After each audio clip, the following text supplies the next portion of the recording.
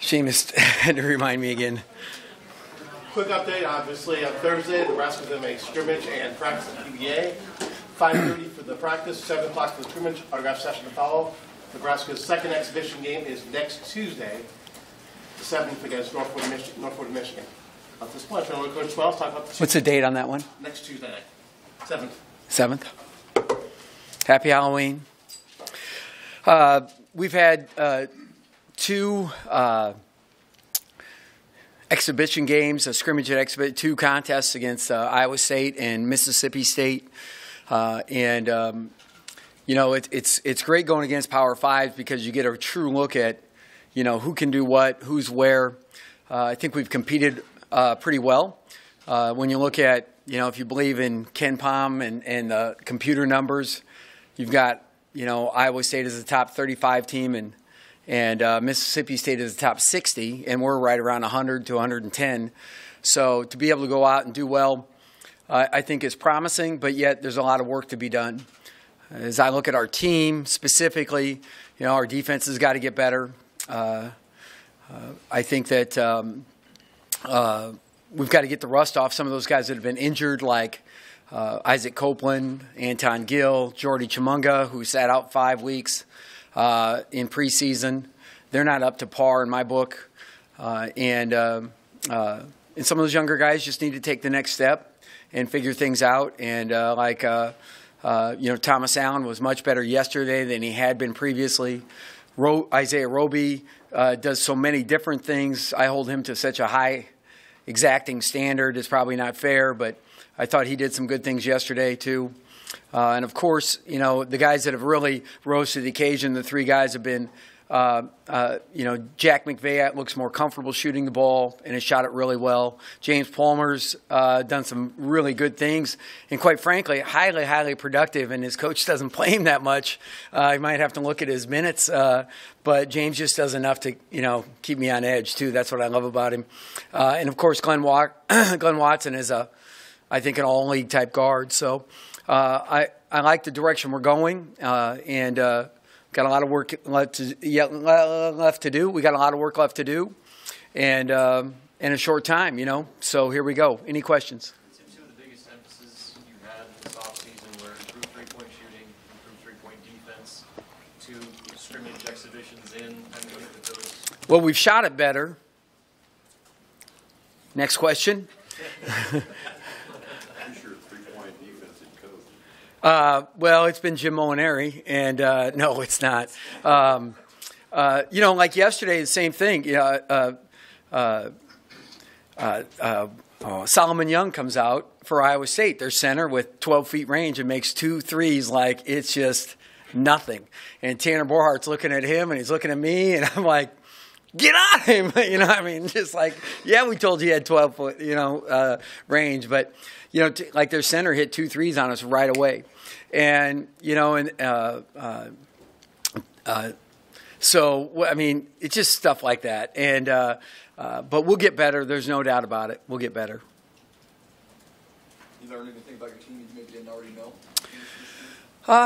You know, yesterday was more, you know, we built a big lead against Mississippi State, as you guys saw, and then kind of let them back into it. Well, more than kind of. And then yesterday, we had a lead, 10-point at halftime. They came back, took the lead, and then we charged through. And I like the versatility of the team. We can play really small. Yesterday, we had a lineup. Isaiah Roby at the 5. Technically, Evan Taylor at the 4, Palmer at the 3, and then 2 guards with Glenn and Thomas Allen. And that group made a run to lengthen out our lead. And wouldn't expect I played that group until I was mad enough just to put them in. And we've never practiced it or anything, but I think that tells you a little bit about the versatility. Evan had to kind of do a check on a few plays. Like, wait, okay, I got it, you know. And that's always a mark, too, of you know, Evan is a guy that I haven't talked much about, but he's got juice, athletic ability. He's got quickness. He's got a motor. He really plays hard defensively. He's been a rock for us. His standard of work in practice is outstanding. You can tell his dad was a player at Xavier and has, raised him in a manner of this is what a winning culture looks like, and he's really been good for us. Nana hasn't played in either of those. Yeah, we're already playing 10 or 11, and it's just hard to get a 12th guy in there. Nana is a guy that's got loads of talent, but just in terms of this niche right now, probably has further to go than the rest of the guys. Just in terms of team defense, acclimation, some ball handling, he can shoot it, and he's as athletic as anybody. It's just a matter of time for him. I know you generally wait until the season gets closer. We're going to meet as a staff actually after this and talk about, okay, do we redshirt anybody? Do we not redshirt anybody? And who's a candidate for that? And, of course, those two young freshmen being Thor and Nana would be guys you discuss it with. And sometimes if you think that a redshirt is going to be they're going to get a lot out of the red shirt. Some guys need that idea they're going to play, and some guys don't do so well in the red shirting. And so I think we just have to talk to them real honestly too about where their mind is and what their expectations are. So Palmer shooting 11 free throws, is that He gets fouled a lot in practice. We stat and chart every practice, and James is a guy that his foul rate, free throw rate's way up there, and that's good because we've needed that type of player. And Glenn is not that type of guard. And James played, like I say, 1, 2, and 3 for us yesterday. And so when I look at him, he's a guy that when he's on the attack, he's good. And he didn't end the game. He missed, I think, his last 2 or 3 shots. 2 for sure, but he's a guy I think that's just going to get better and better as he's jumping into a bigger role. So that's an adjustment for him mentally, conditioning. In Miami he was in an accent, so to speak, and here I need him to be more than that. How does he get most of his points? Boy, he gets he's really good in transition. He can come off a screen and shoot. He can spot shoot, finding the creases off somebody else's penetration. And then he can put the ball on the floor and just, like all those other guys I've had, just drive it through a nail hole. And you need that too.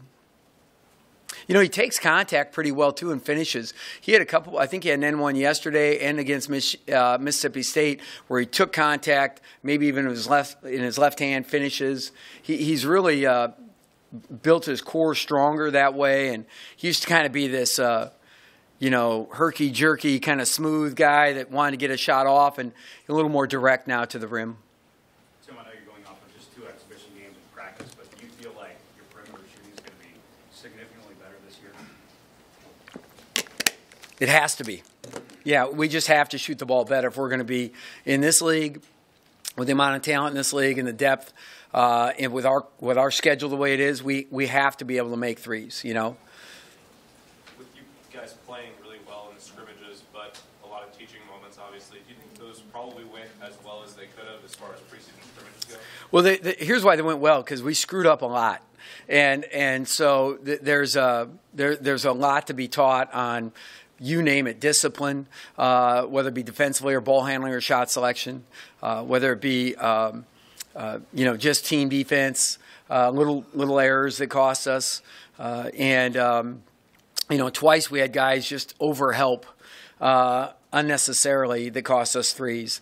And if they can learn to like you'll see Anton Gill and Evan Taylor will stay with their men and not allow the shot, but you'll see Thomas Allen and Isaiah Roby overhelp. It's just a lack of experience and discipline. So the quicker we can ratchet that up with those guys, I think the better off we'll be. So you're right. It went well because there's a lot of teaching to be done, but yet we came out with 2 good outcomes. And you want to feel positive about that because every team, I don't care who you are, there's some programs that just have culture wins. That every year you know what you're getting, and we just have had too much turnover, quite frankly, in the last 2 years, that this team's got to figure out how to win so now they can set the tone for the rest of us. And we know that. It's just the way it is. You mentioned the defense. You mentioned the defense being needed to improve, but at the same time you're scoring a lot of points. How much of that is finding the balance between pushing the tempo offensively, trying to create more offense, but also playing the level of defense? Yeah, I think that your main absolutes like get back, guard the ball, contest shot. Those are the ones that you have to fight them on. And you're at a high level too. There were some plays that they made yesterday where you understand why they're the 34 team in all the computer rankings, because they can make plays. And so I think you just have to stay with the fundamentals, fight them on that, and hope that we can continue to progress offensively too. So, all right, thank you very much.